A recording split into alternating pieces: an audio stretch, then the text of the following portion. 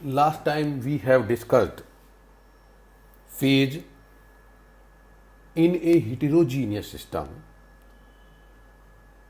Homogeneous part physically distinct and mechanically separable part in a heterogeneous system, homogeneous in itself, physically distinct and mechanically separable part of a heterogeneous system is known as number of phase, and it was represented by capital P. After that, the component, the number of independent chemical constituent in terms of which the composition is phase can be defined. Now, degree of freedom. Degree of freedom, it is represented by capital F. Degree of freedom को capital F से represent करते हैं. It may be defined as the least number of variable factors such as concentration, pressure, temperature which need to be fixed in order to that the condition of the system at equilibrium may be defined completely. ये जो variable factors हैं pressure, temperature और concentration, इसकी कम से कम कितने की हमें पता होना चाहिए कि जिससे कि हम किसी सिस्टम की कंडीशन को इक्विलिब्रियम पर पता लगा सकें कंप्लीटली. ठीक, तो कम से कम इंडिपेंडेंट वेरिएबल, कम से कम वेरिएबल प्रेशर, टेम्परेचर और कंसंट्रेशन में से कितनों की वैल्यू हमें पता होनी चाहिए कि जो एक हमारा सिस्टम इक्विलिब्रियम में है उसकी कंडीशन को हम पता लगा सकें.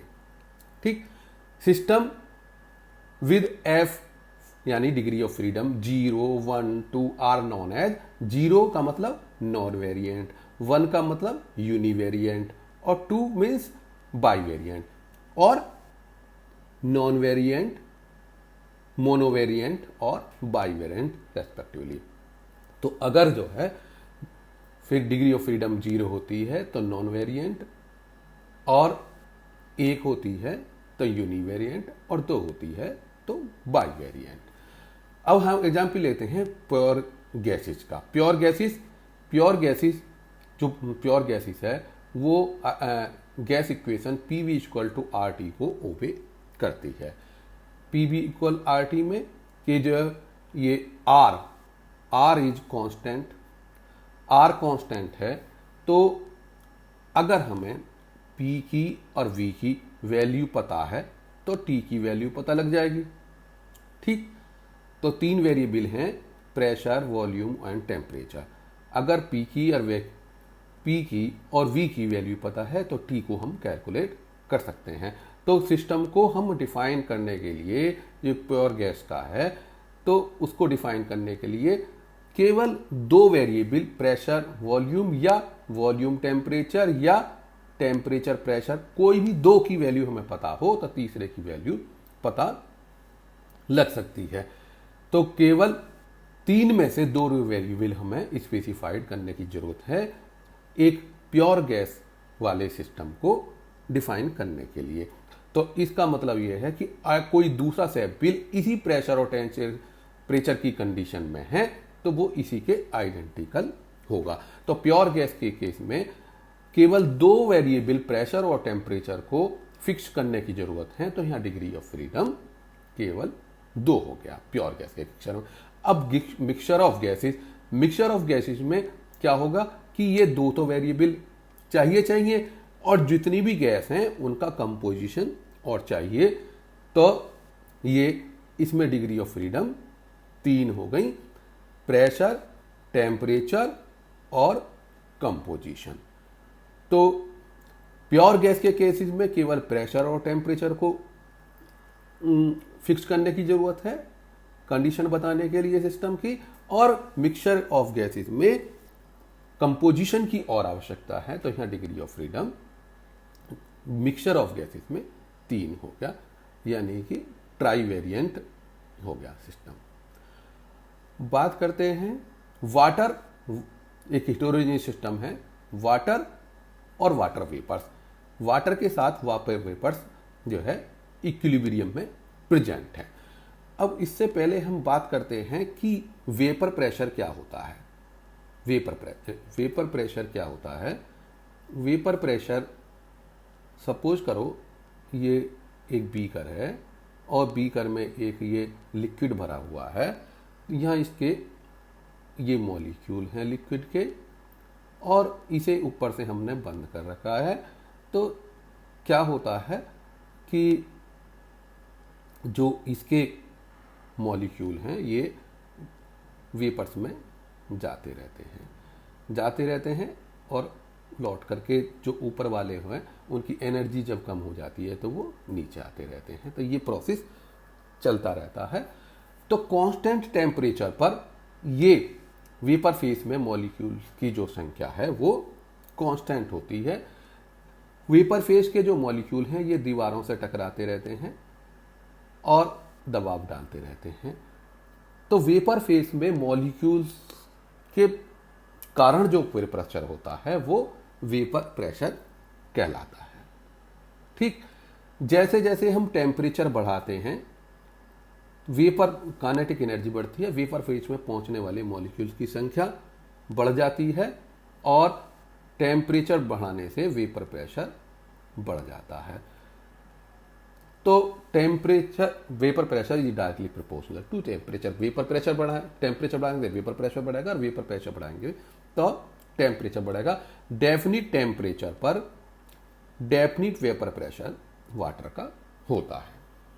ठीक, तो अब क्या है कि अगर वाटर और वाटर वेपर्स इक्विलिब्रियम प्रेजेंट हैं इस हेटेरोजेनियस सिस्टम में, हेटेरोजेनियस सिस्टम वाटर और वाटर वेपर, ये हेटेरोजेनियस सिस्टम और ये इक्विलिब्रियम में है, तो अगर हम टेम्परेचर फिक्स कर देते हैं तो वेरिएबल कौन से होते हैं? टेम्परेचर, प्रेशर और कंपोजिशन। कंपोजिशन की तो बात है ही नहीं क्योंकि वाटर है, कोई दूसरा सब्सटेंस नहीं है। अब क्या बचा? प्रेशर और टेम्परेचर।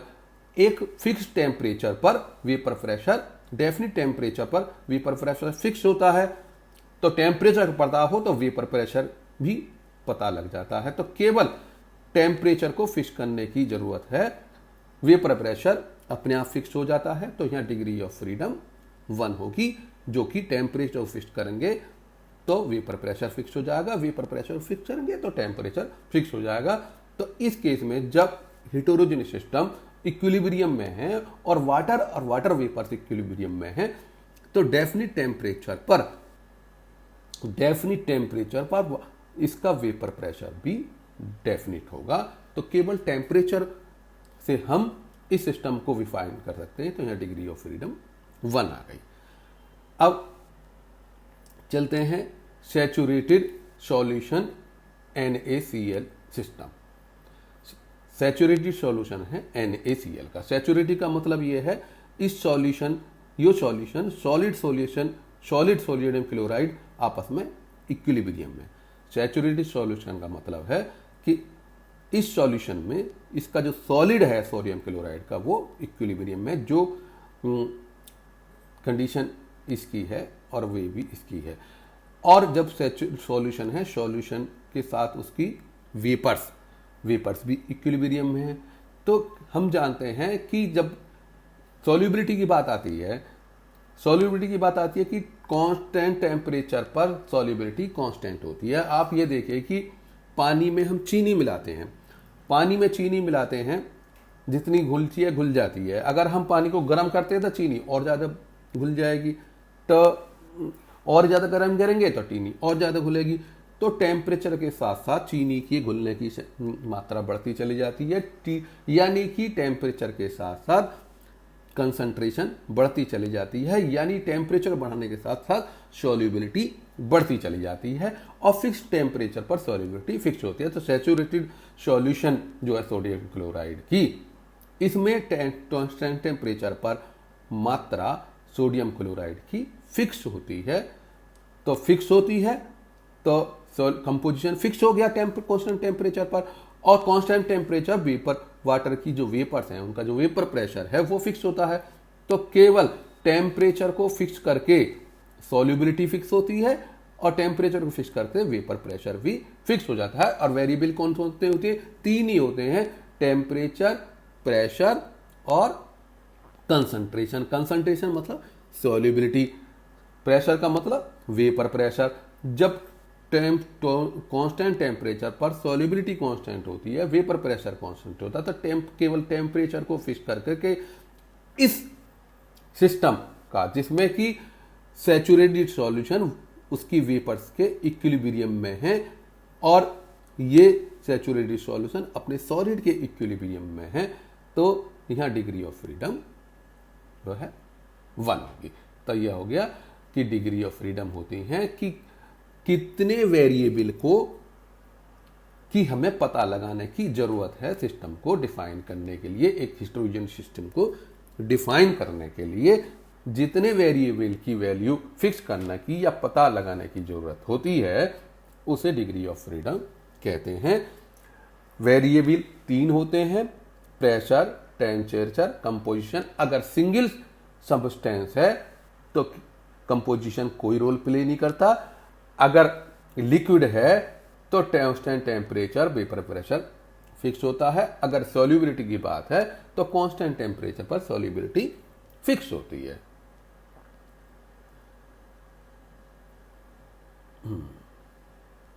इसके बाद बात आई कि आइस, वाटर और water vapours. Ice, water, water vapours heterogeneous system, तीनों एक साथ प्रेजेंट हैं, इक्विलिब्रियम प्रेजेंट है। और कब प्रेजेंट होते हैं? जब 0 डिग्री सेल्सियस 1 एटमॉस्फेयर की कंडीशन होती है। प्रेशर 1 एटमॉस्फेयर और प्रेशर 1 एटमॉस्फेयर और टेम्परेचर 0 डिग्री पर पानी भी होता है, बर्फ भी होता है और उसकी वेपर्स भी होती हैं। इस हेटेरोजेनियस सिस्टम में तीनों फेज एक साथ प्रेजेंट होते हैं। और क्योंकि 0 डिग्री सेल्सियस पर तीनों फेज प्रेजेंट हैं, यानी कि फ्रीजिंग पॉइंट ऑफ वाटर है या मेल्टिंग पॉइंट ऑफ आइस है, तब तीनों फेज प्रेजेंट हैं। ये बात ऑलरेडी फिक्स है कि फ्रीजिंग पॉइंट ऑफ वाटर 0 है, तो 0 पर वेपर प्रेशर भी फिक्स होगा।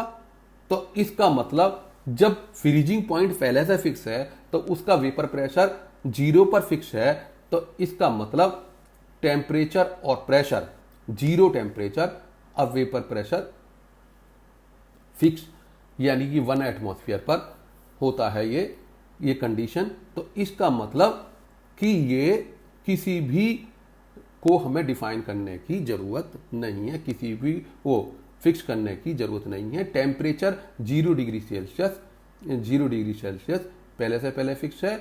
उसका जो वेपर प्रेशर है 1 एटमॉस्फेरिक प्रेशर की कंडीशन पर टेम्परेचर 0 पर अपने आप ही वेपर प्रेशर फिक्स होगा, जो कि 1 एटमॉस्फेयर प्रेशर पर ये कंडीशन आती है।